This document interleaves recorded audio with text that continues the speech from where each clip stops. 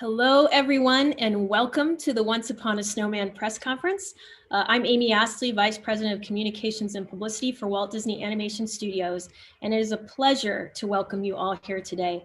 Now, we cannot wait to see all of you at an in-person press conference. I never knew I would miss hotel catering this much, but I cannot tell you how thankful we are that you're joining us here virtually today. All of you should have received your link to the Once Upon a Snowman screener. In this all new Walt Disney Animation Studios animated short, the previously untold origins of Olaf, the innocent and insightful summer-loving snowman who melted hearts in the Academy Award-winning 2013 Disney animated feature Frozen and its acclaimed 2019 sequel are revealed. The film follows Olaf's first steps as he comes to life and searches for his identity in the snowy mountains outside Arendelle. So here today with us are four of the key filmmakers for Once Upon a Snowman, folks that I consider myself lucky to call coworkers and colleagues. Becky Bresee. Becky Bresee began her Disney animation career. Hi, Becky. Hi. She began her Disney animation career as an animator on the film Dinosaur. And in fact, I think your first shot was animating toes and tails of a dinosaur, right? That's correct. Yes. Gotta start somewhere. Gotta start somewhere. And in her career, she's worked on several Disney animation films, including Bolt, Tangled, Wreck-It Ralph, Zootopia, and Moana. Within the world of Frozen, Becky was the supervising animator of the character Anna in the first film and went on to be head of animation on the short Frozen Fever and on last year's Frozen 2. Last summer, she jumped immediately from heading up the animation on Frozen 2 to doing the same role on Once Upon a Snowman. Please welcome Head of Animation, Becky. Thank you so much for being here. Thanks, Amy. Next up, we have Peter DelVecchio. Peter is our Academy Award, Golden Globe, and PGA award-winning producer of Frozen. Hi, Peter. Hi. Peggy, you can keep your camera on if you want. We're having everybody join together. Okay. Peter joined Disney Animation in 1995. He's worked on films including Hercules, Treasure Planet, and Chicken Little. He was the producer of The Princess and the Frog and Winnie the Pooh. And in addition to the film Frozen, of course, which he produced, Peter has produced the #1 animated film of all time, Frozen 2, which is first topping only Frozen 1 as the top 2 animated films of all time. He is now Senior Vice President. Frozen 2 is #1, so that's confusing. That's right. He is now Senior Vice President of Production for Disney Animation, and with Osnat Shur is currently producing Raya and the Last Dragon, our next theatrical feature. Please welcome Peter. Dan Abraham, director, is a veteran storyman, director and animator who began his association, there he is, hi Dan, with Walt Disney Animation Studios in 2005 when he started as an intern, which eventually led to full-time roles both at Disney Animation and Disney Toon Studios. He was head of story on 2013's theatrical film Planes, and I think your directorial debut is a short film that I always have trouble pronouncing, Vitaminimulch. Vitaminimulch, Air Spectacular, that's right. I got it. Vitaminimulch, Air Spectacular. And Dan was a leading story artist on Frozen 2 and is currently working on a certain film he can't talk about that isn't officially announced, but maybe Lin-Manuel Miranda talked about it a little bit on Good Morning America a few months ago. So please welcome Dan Abraham. And last but not least, our director, Trent Correy. So Trent Correy started, hi Trent, as a at Disney Animation in 2012. And as an animation trainee in the talent development program. His credits as an animator include Frozen, Big Hero 6, Zootopia, Moana, multiple shorts. And in addition to his feature assignment on Frozen 2, where he oversaw the animation of Olaf, Bruni the Fire Spirit Salamander, among other characters, he made his directing debut on the short circuit film Drop, which of course you can also see on Disney+. He's currently at work on an as yet unannounced new project for Disney+. Please welcome Trent Corey. Thank you guys all for being here today. Really appreciate it. Yeah. Sure. So we're going to be opening up the Q&A for questions, of course, from all of you reporters very soon, but just wanted to start with a few opening questions. At Disney Animation, Trent, we have the short circuit program, we have the theatrical shorts program, but the inception of this short happened in a really kind of unique, totally different way. Can you talk about the inception of this short, when you shared it with Jen and when you really got the green light to make it? Yeah, of course. Thanks, Amy, and thanks for the intro. And it's good to have the Olaf team back together. Look at this group. Yeah, this idea dates back, like Amy mentioned, I started in the training program at Disney in 2012. And actually my very first film at Disney was the first Frozen, where I get to meet Becky and Peter, and later I met Dan. But this idea came from, I started as a crowd animator during the first Frozen, and my very first character to animate was Olaf. And I was very lucky to get to animate Olaf for the rest of the show. And I very clearly remember seeing Chad Sellers' animator shot during Let It Go while I was a trainee. And Elsa makes Olaf, and it's beautiful. And then she just walks away. She creates life, and she walks away. And I was like, there's got to be a story there. I love Pinocchio. I love Bambi.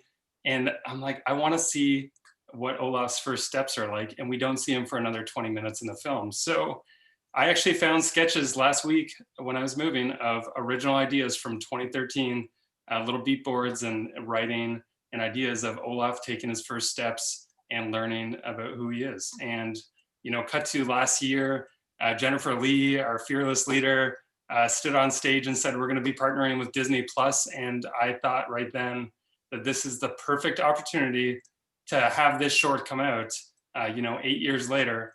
And that's when I got to work with all these fine folks, Peter, Becky, and Dan.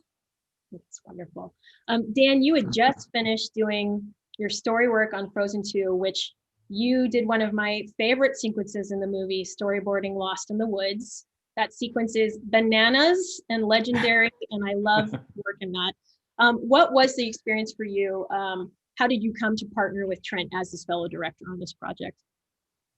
Thank you, Amy, for the compliment. I had a ball working on that song, and then I also got the opportunity in Frozen 2 to work on the Olaf song.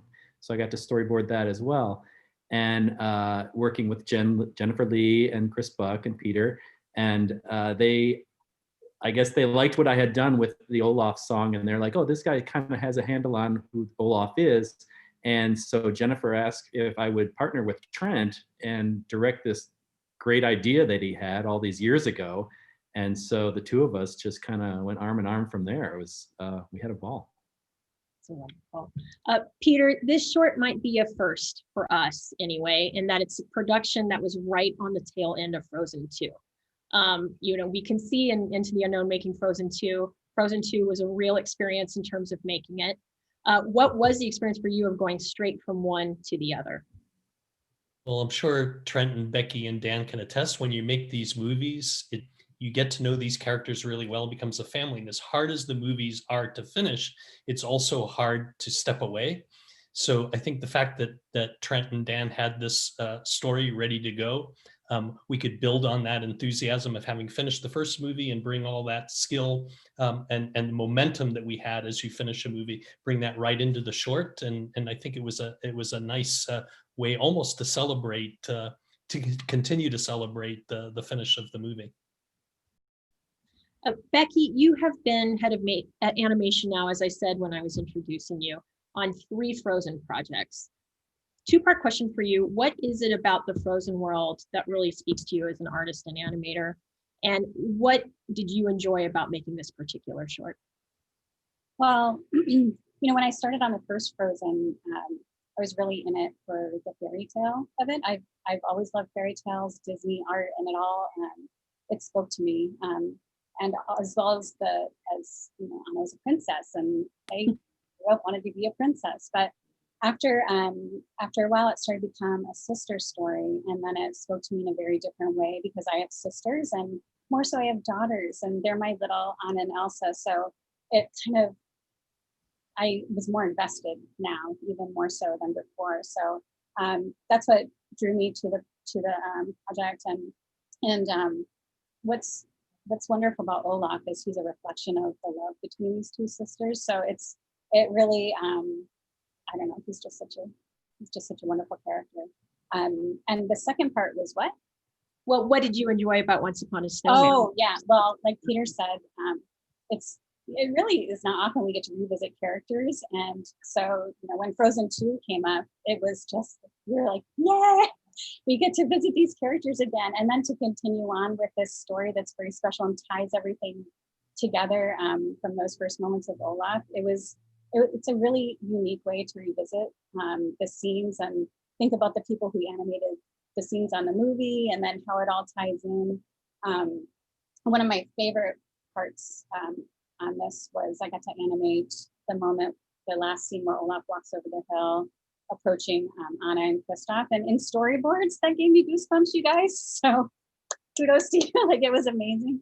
But like when you're animating it and you realize this is the moment right before he walks into Kristoff and Anna's life and changes them forever and changes all of us forever, really, because now we have this character in our lives. I think it was very special to me, and I'm proud of that.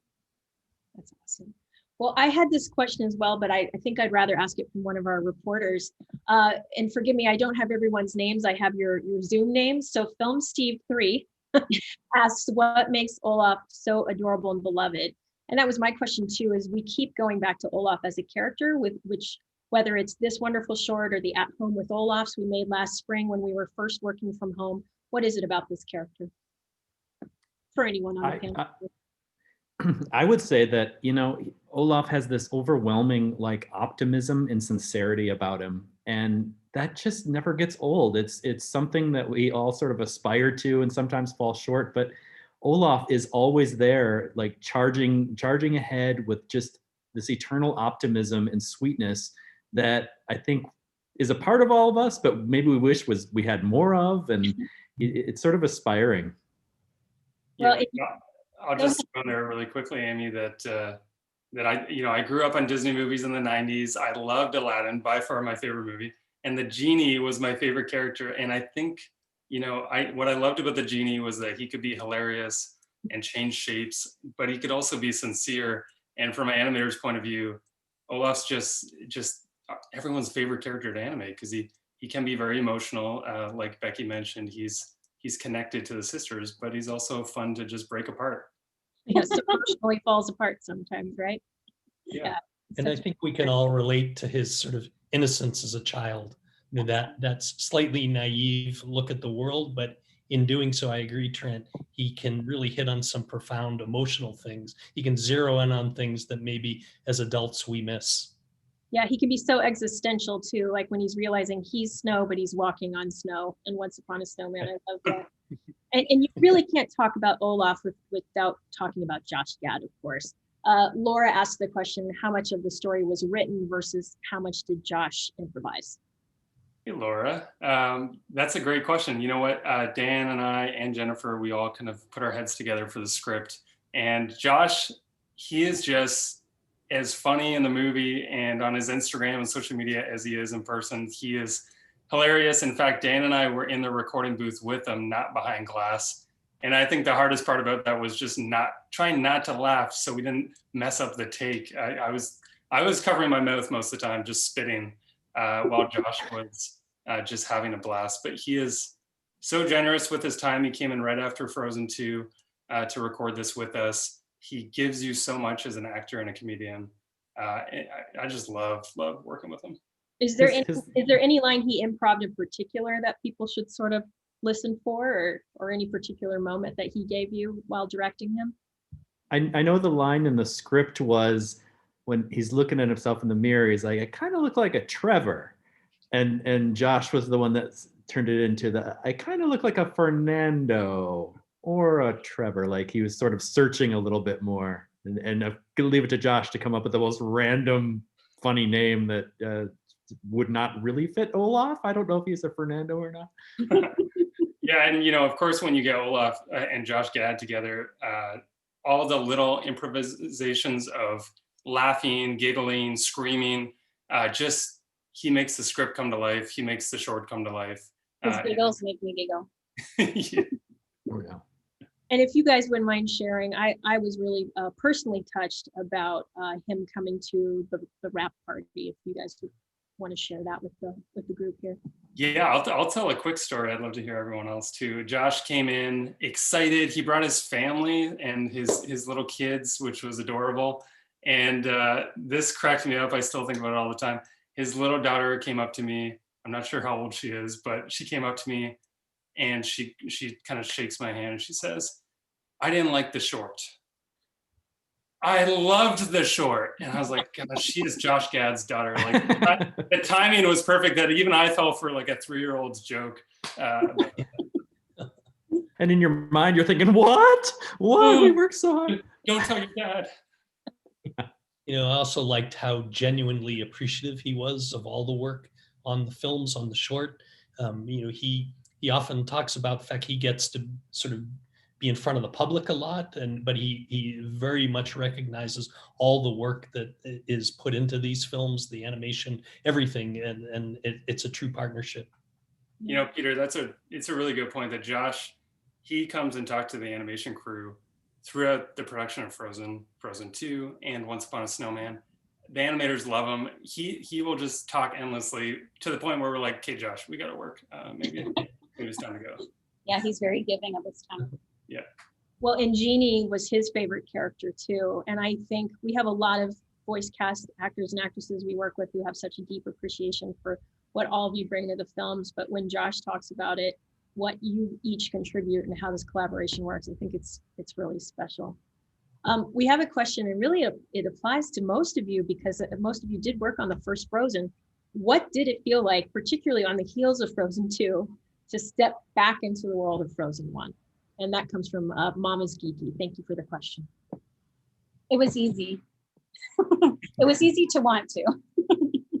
Yeah, we all became, our group of supervisors that go right onto Frozen or into Once Upon a Snowman, we know each other so well, and it's like you said, Amy, it's kind of like a family. And so it was this extra little bit of time we got to spend with each other and with the characters. So I was really excited about it. I agree with Becky. You get to the end of these productions, and they're a lot of work, as you saw in the Making of Frozen documentary. But you get to the end, and you're like, "Oh no, I actually don't want it to be over. I want to keep it going." So we kept it going, and then I think towards the end of our short, we're like, "Any other ideas? Let's keep this moving." I know it's fun too. Go ahead, Dan. I was just going to say off of what Becky was saying that like Becky and I went to college together. So we've been friends for 5 years now. No, we've been friends for a long time. So to be able to work together, I mean, and it's amazing. It's very, very cool. Okay, this question we have to ask, and I always appreciate when people ask it. Amy Folker asked, what are some of the fun Easter eggs we should be looking for in Once Upon a Snowman? Oh, well, there's a lot of little fun tidbits throughout the short because we're showing it from a different perspective, obviously. One of the ones I love is Oaken selling Anna's coronation dress. I want to buy Anna's coronation dress. It's for sale. I don't know if you can, it's pricey, Becky, it's pricey. I love the idea that, in the movie you see Anna walk out in her new, winter clothing to go up the North Mountain. And we get to show what happened to that dress and that Oaken made a small profit. For sure. Yeah, there's other little Easter eggs within the cards that he looks at. Olaf looks at in the stereoscope. There's a few different shots in there that people might be keen on from other films and that. Well, you can give one of those films if you want. What might people see in those postcards? You might see a Moana film shot in there. You might see a little Moana. A little Motunui action there. That's right. Then I think there might be a Tangled image. Is there? Yeah, I think so. Okay, I'll have to look for that one the next time. I mean, I think that is one of my favorite elements of the short. We've all been asking ourselves, how on earth did the snowman fall in love with summer? How did you guys arrive at that as an idea within this short? It's wonderful. Well, when really diving into what this short was going to be and how it was going to weave in and out of the first film, we watched the first film, especially the sequence, from when Elsa creates him during Let It Go to when Anna and Kristoff and Sven meet him in the forest. We watched that over and over and over and over and over again. And so, like, what little things can we weave in there that makes sense or that would answer questions or whatever? And one of them I always had was like, boy, he is obsessed with summer, yet he doesn't know he would melt. How does that work? How does he know what summer is? Like, he was just created and stuff. So there was a very logical explanation for that, and we see it in this little short. It kind of wrote itself. Like, it made sense that it would be in there. And all these little ideas, and I love that Dan was the one coming up with the stereoscope. I thought it was genius, and Oaken being the one to teach him. And I'll speak for all of us here and say we're all fans of the Frozen franchise, so it's fun for us to go find those little areas throughout the short to say, oh, we could show Anna here, or oh, we could have Kristoff singing "Reindeer Are Better Than People." Are there more untold Frozen stories in the works? And I'll throw that question to Peter. I think we're just happy that this short gets to have its debut on Disney Plus. We get asked that question a lot. I mean, clearly there's a real passion for the stories, for these sisters, for the whole family. But right now we're focused on other things. I'm focused on Raya. Jen is focused on running the studio, but we still love these characters. Yeah, that's the first time you've had that question, I think, right? We've never been asked about Frozen 3. No, never. I think that was the number one question on the press tour. For Frozen 2, right? Because it wasn't even out in theaters. Yes. They're being asked about Frozen 3, No. which I love. So we so appreciate the enthusiasm for it. What was Josh Gad's response when he was invited back to come back as Olaf for this? Well, like Peter mentioned, he's so gracious. He understands the process, better than any of us. He understands the collaboration, and he seems just always thrilled to play the character and to find new things to bring to the character. And I think he found some little unique things to bring to the short. That's wonderful. Shannon McGrew asks a question. Can you talk about designing Olaf, which of course happened years ago, but what were those challenges you faced, perhaps in that design specific to the short? Obviously, you were playing with what his nose might end up being quite a bit on this short, if you want to talk about that. Maybe I'll let Dan elaborate a little bit, but we're building off a lot of work from many talented artists throughout the studio that have worked with the Frozen franchise for 8+ years. Hiram Osman was the original Olaf supervisor on Frozen 1.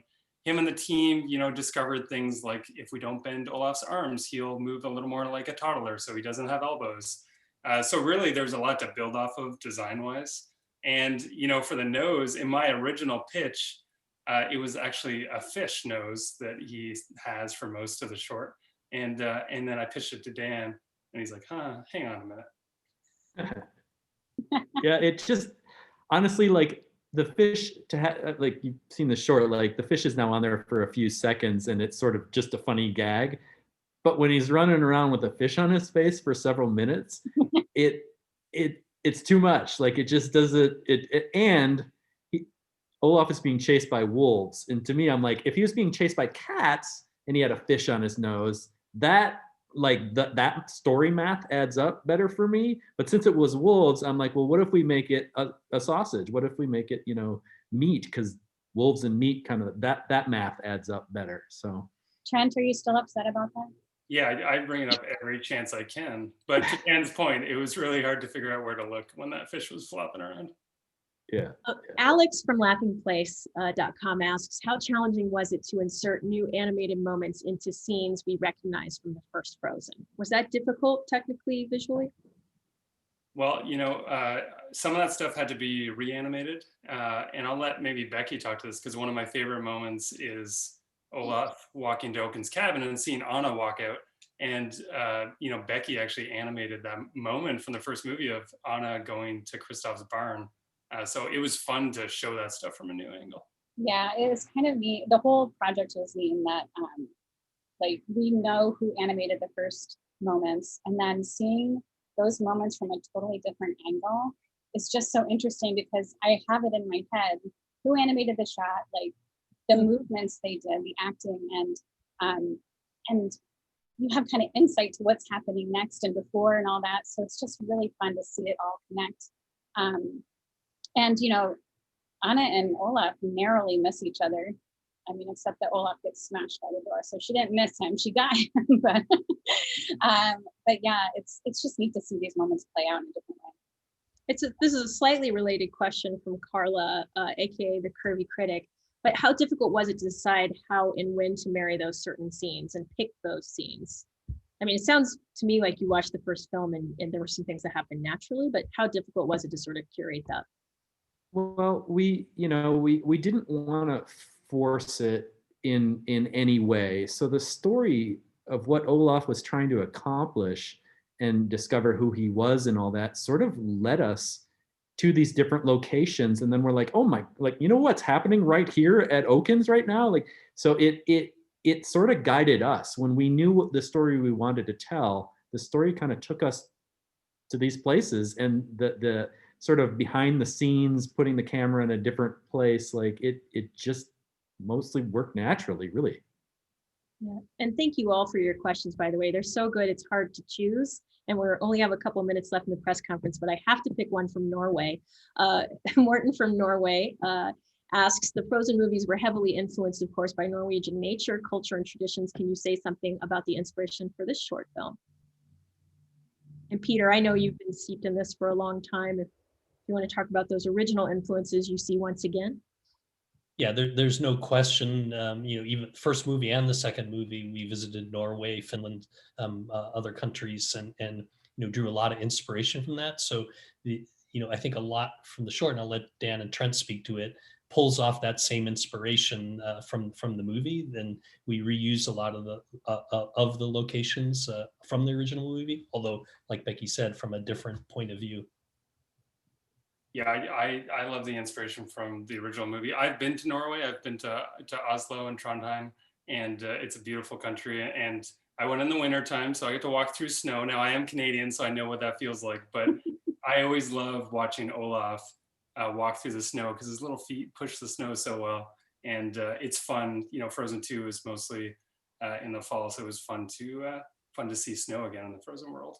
I did forget that, Becky, we sent you to Wyoming just to walk through snow, and some other animators on the first movie, just to get that experience and understand, what it's like to animate characters walking through snow. That's right, and it's hard.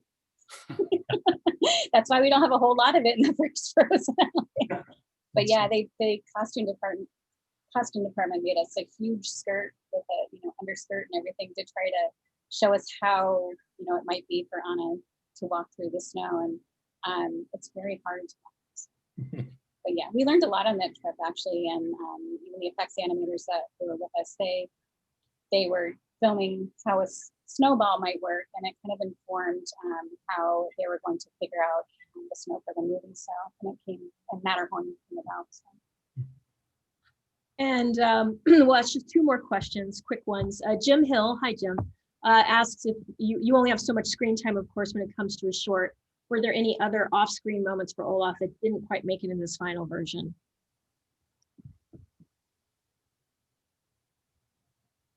No, I mean, there were variations on moments. I think we got a lot in that we wanted to. I was really excited about, Olaf inadvertently causing the wolf chase that we see in the movie.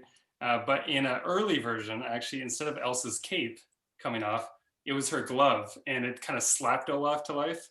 I like the cape better, but we go through versions of these scenarios like that. Yeah, we did really early on too. We toyed with the idea of having a song, and the story just didn't sort of guide us to where a song would go, and instead of force it, we're songless. What I do love is you hear all of the background music that's oh yeah, and that to me, like, that's enough to fall in love with everything. So we will end with Emmanuel's question. With the joy that all of you have working with Olaf, would you like to work on any future projects with the character, perhaps future shorts or maybe even a series? Amy, if I could work with Olaf for the rest of my life, I'd be quite okay with that. He is so fun, and it's about working with the team behind him too. That's all of you on camera here. So for me, it's the character, but the team behind Frozen is just fantastic. That's wonderful. Thank you, everyone, from Walt Disney Animation Studios, from Walt Disney Studios and Disney Plus for making today possible. And thank you to all of the reporters who are here today and participating. We miss you and we wish you all a great rest of your day. Thank you, Becky, Trent, Dan, and Peter for being part of this today.